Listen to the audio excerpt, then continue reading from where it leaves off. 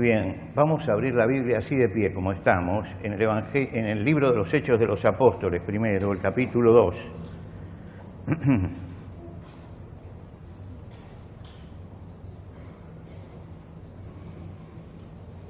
Hechos de los Apóstoles, capítulo 2, y vamos a leer el versículo 37, el último versículo del discurso de Pedro en Pentecostés.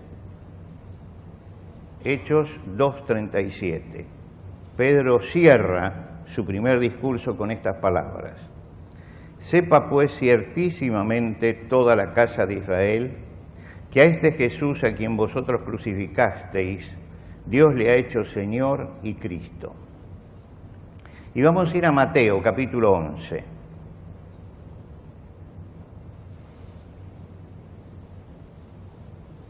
Capítulo 11 de Mateo, versículo 28.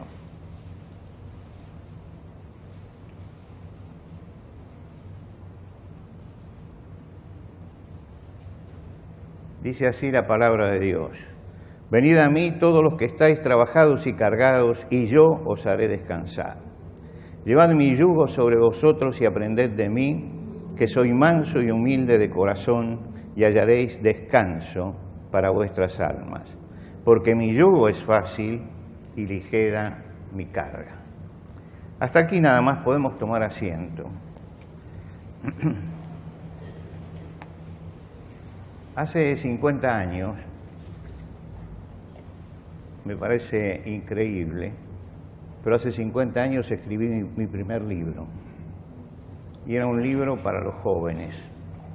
Y en ese libro para los jóvenes empezaba hablando de cómo muchos, porque estaba entre ellos, cómo muchos se decepcionaban de la fe y protestaban sobre que no se cumplían algunas cosas en sus vidas y que a veces había cosas que no sentían el gozo del Señor ni la paz del Señor en esos momentos. Y entonces decidí escribir un libro que se llamaba Vida de Resurrección.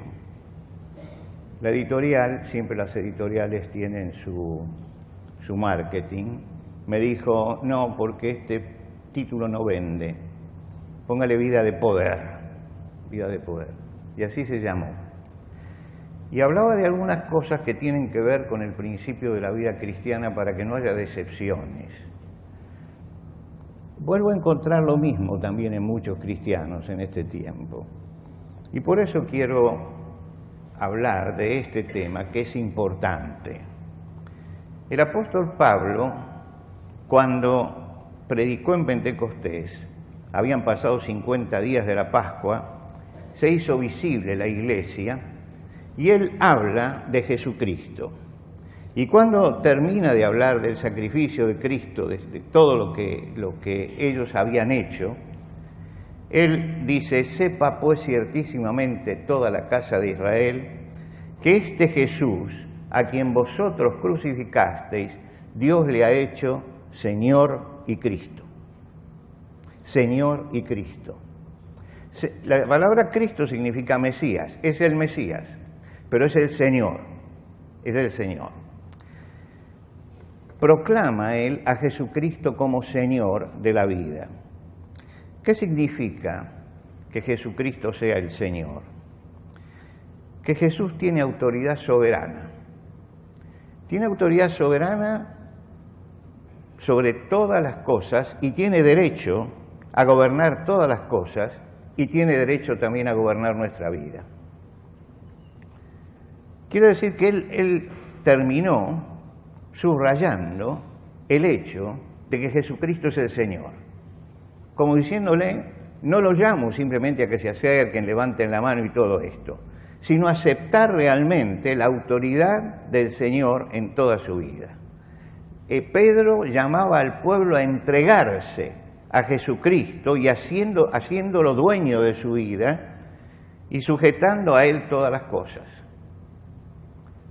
Comprender que Jesús es Señor y Salvador es la base del desarrollo de la vida espiritual.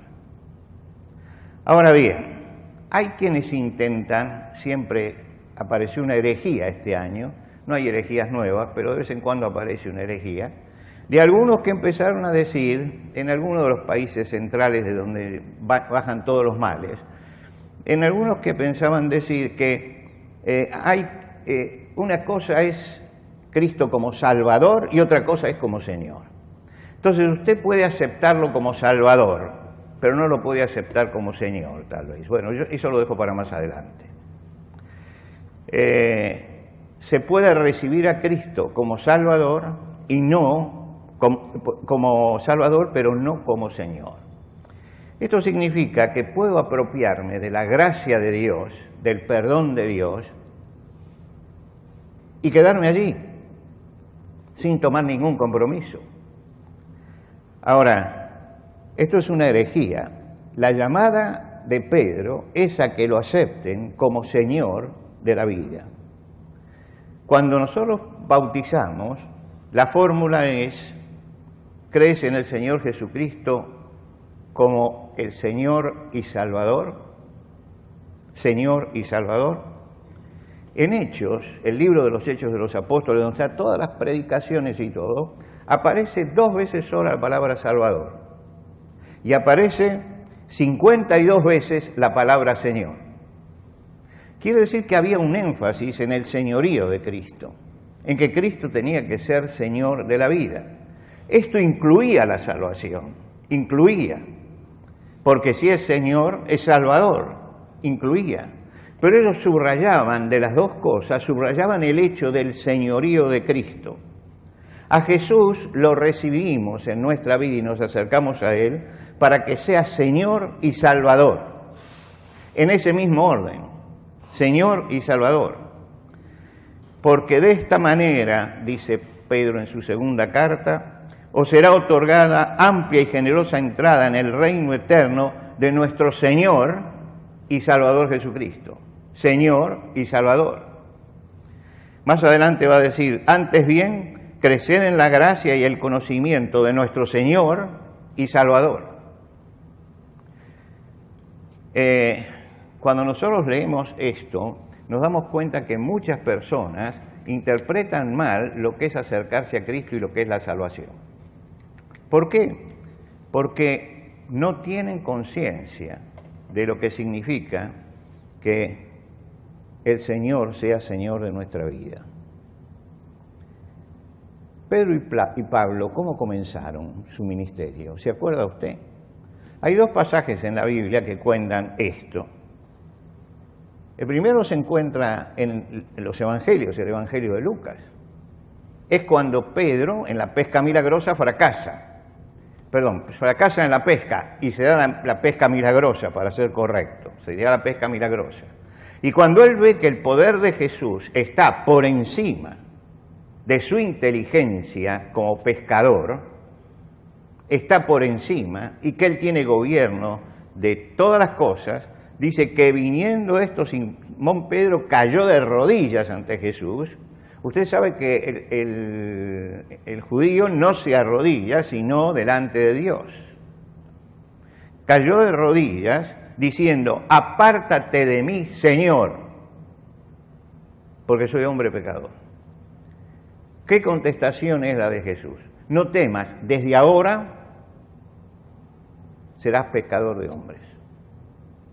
Es decir, el hecho de aceptarlo a Él como Señor y entender esto es lo que hizo que el Señor lo llamara al ministerio. Entendió que el conocimiento de Pedro era total acerca de lo que Jesús era como persona y se entregó a Él. Cuando termina la historia, dice: y cuando trajeron a tierra las barcas, dejando todo, le siguieron. Es decir, abandonan muchas cosas importantes de la vida pasada para seguir a Jesús, para pagar el precio de ser discípulos de Jesús. Lo mismo sucede con Pablo en el camino a Damasco.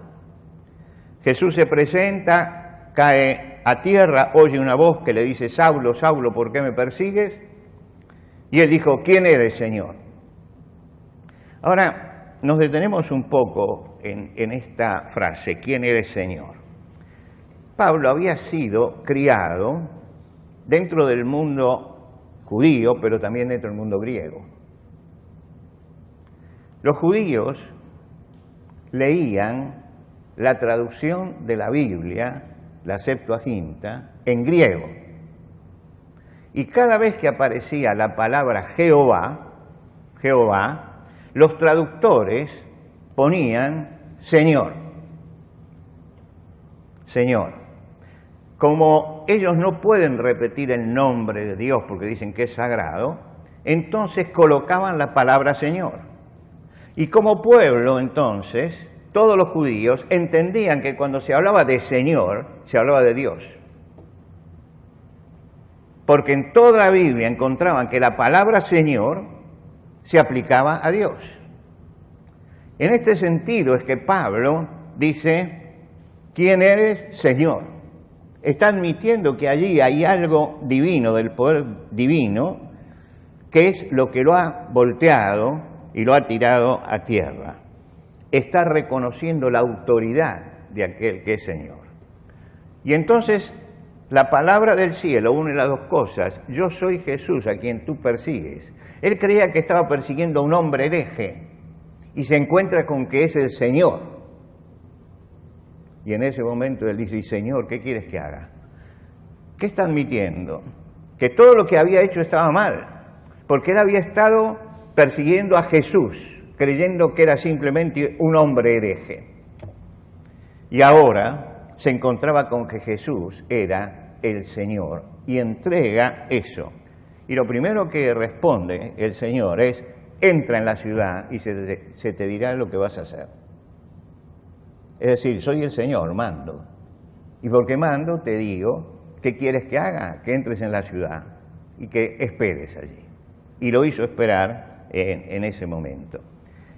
Los dos personajes más salientes del Nuevo Testamento, Pedro y Pablo, tienen exactamente la misma experiencia. Es en vano que busquemos otro Salvador, otro Señor. Es en vano. No hay salvación, y esto lo tenemos que tener bien claro, ni en Alá, ni en Buda, ni en Krishna, ni en la religión, ni en la iglesia. No hay salvación en eso.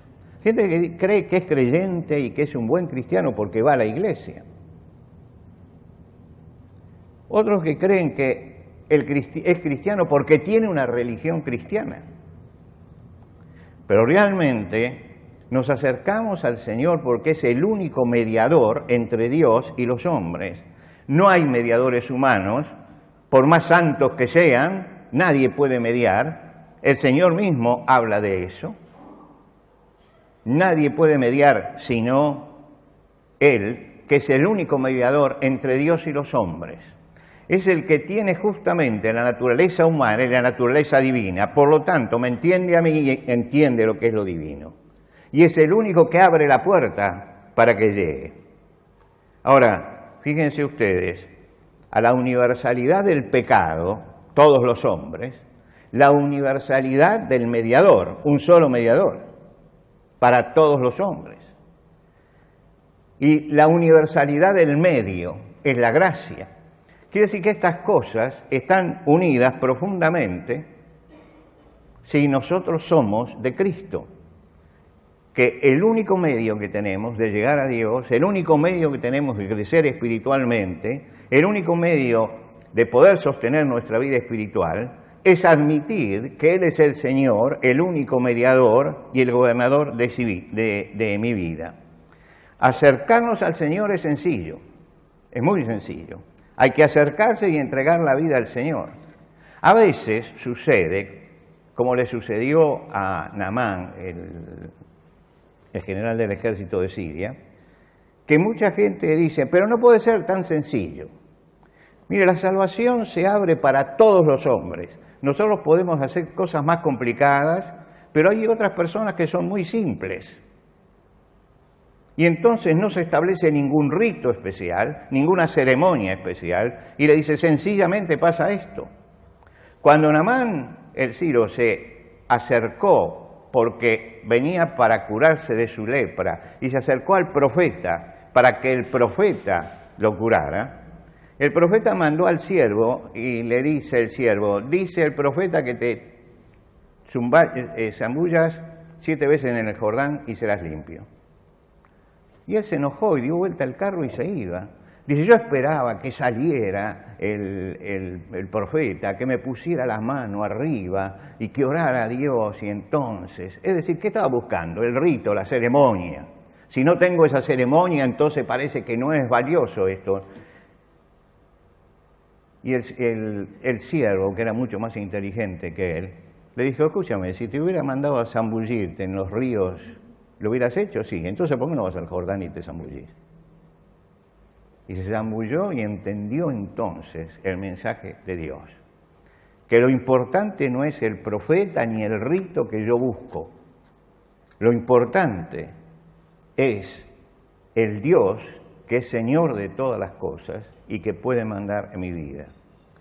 El Señor dijo, porque estrecha es la puerta y angosto el camino que lleva a la vida, y pocos son los que la hallan. Todos los que van buscando por otros medios no encuentran el camino. Se encuentra el camino cuando yo llego directamente a Jesucristo, que es la puerta. ¿La puerta entre qué? La puerta entre lo humano y lo divino, entre este mundo que nosotros conocemos tan bien y ese mundo desconocido que está más allá de nosotros. Se dice, Él es la puerta. Ahora, es notable que Jesús no dice solamente esto. Él dice que detrás de la puerta hay un camino.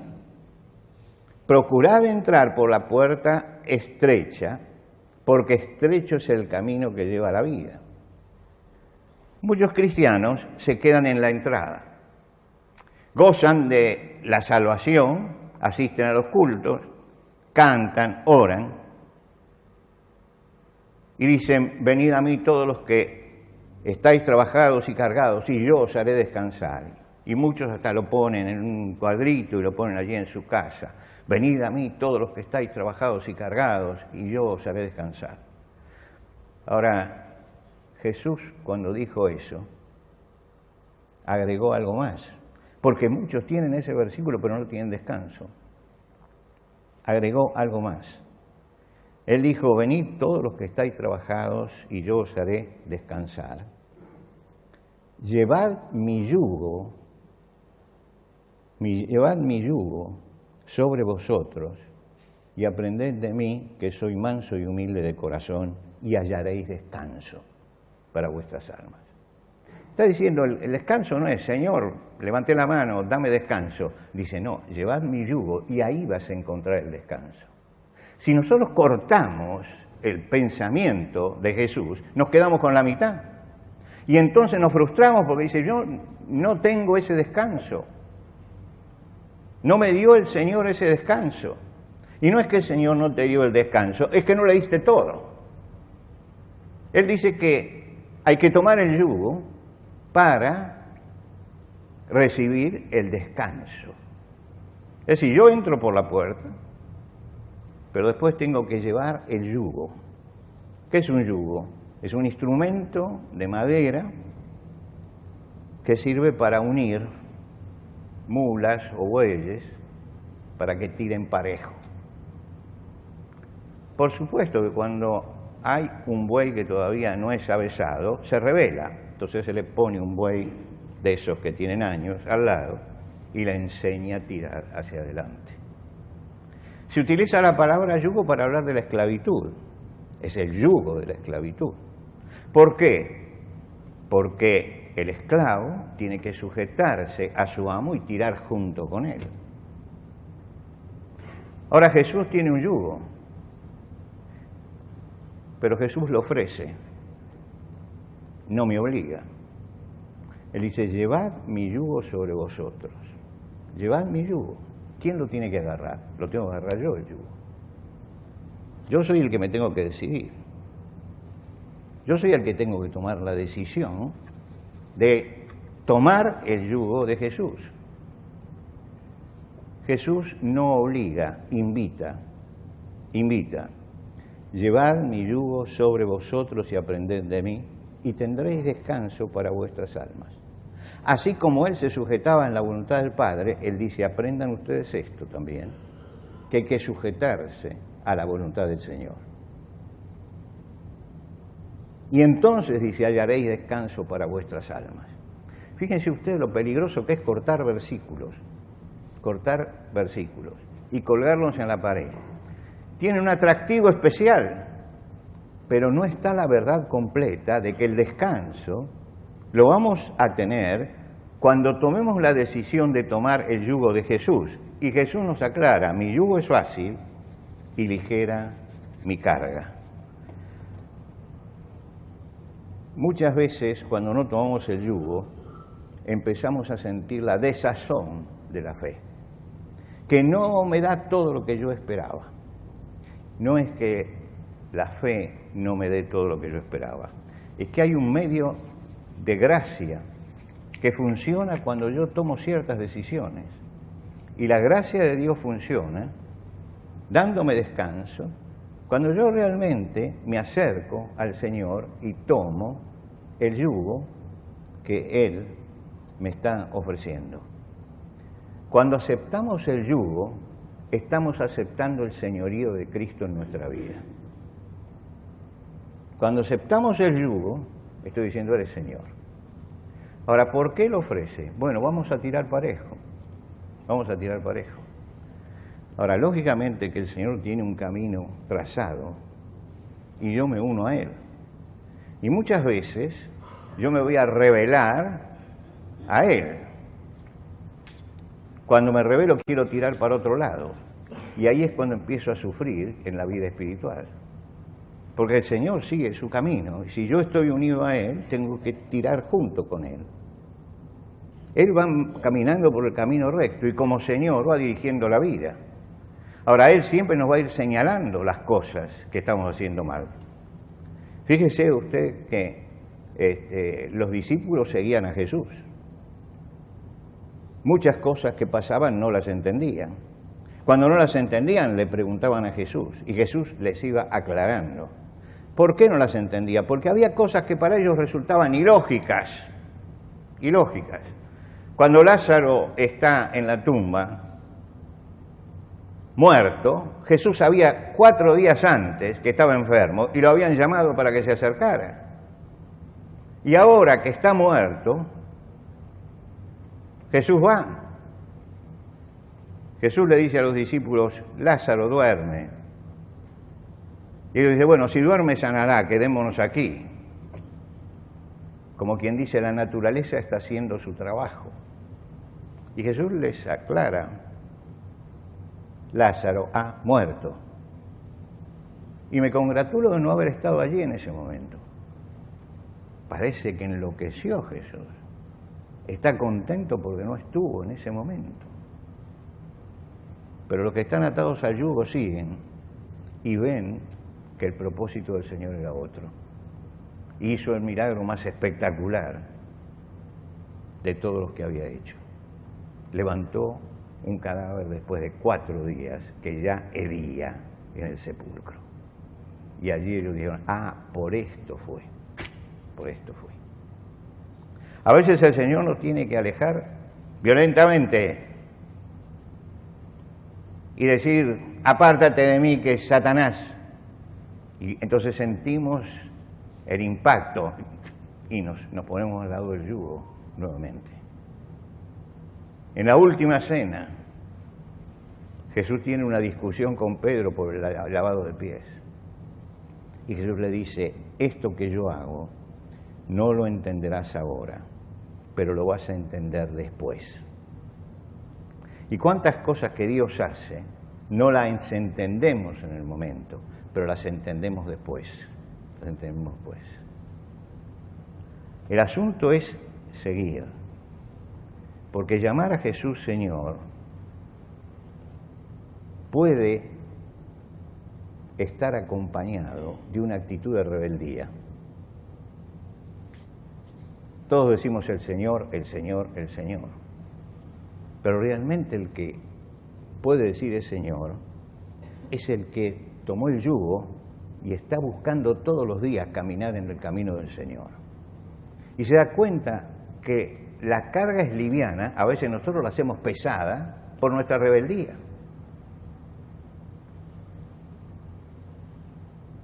Aceptar a Jesús como Señor y Salvador es la clave del comienzo de la vida cristiana. ¿Por qué? Porque Señor significa que tiene autoridad y soberanía, como dijimos, que tiene el derecho a gobernar todas las cosas, como dijimos, y la más difícil, que tiene el derecho a gobernar mi vida. Tiene derecho a gobernar mi vida, porque es el Señor. Como consecuencia, tenemos que buscar su consejo, tenemos que buscar su voluntad, sentir el tirón cuando me estoy desviando y tratar de honrarle en todas las cosas. Le entregamos el gobierno de nuestra vida al Señor. Ese es el primer paso de la vida cristiana. Es el comenzar el progreso espiritual. Si usted quiere señalar un hito, desde acá empecé a progresar espiritualmente, el momento es en el que voluntariamente tomamos el yugo y dijimos, quiero hacer tu voluntad en todas las cosas. Quiero hacer tu voluntad en todas las cosas. Y si yo busco hacer la voluntad en todas las cosas, la vida se desliza. No vamos a comprender todo. No vamos a comprender todo. No vamos a comprender. Pero sabemos que Él siempre nos va a guiar por el buen camino. Muchas veces la lógica del Señor choca contra nuestra lógica humana. Pero es el Señor, es el Señor. ¿Y porque es el Señor? Vamos a progresar espiritualmente si entendemos esto, que es el primer paso. Si el Señor me da vida y salud, el domingo que viene quisiera hablar del segundo paso. Llévese esto y piense en su casa. Imagínese la escena. Está Jesús acá y hay un yugo. Y dice, llevad mi yugo sobre vosotros. Átense a mí. En ese momento yo admito el señorío. Y ahí empiezo a caminar con el Señor. Esta noche va a haber mucha algarabía y muchos problemas y muchas cosas. Y nos espera una semana donde va a haber muchos vaivenes. No deje que todo esto afecte su vida. Piense, esta semana voy a confrontarme con el Señor para saber si yo he tomado el yugo o no lo tomé. Y que sea una semana de decisión a seguir al Señor de todo corazón, a obedecerle en todas las cosas, a entregarnos a Él, para que Él sea el que mande en nuestra vida. Primer paso para crecer espiritualmente.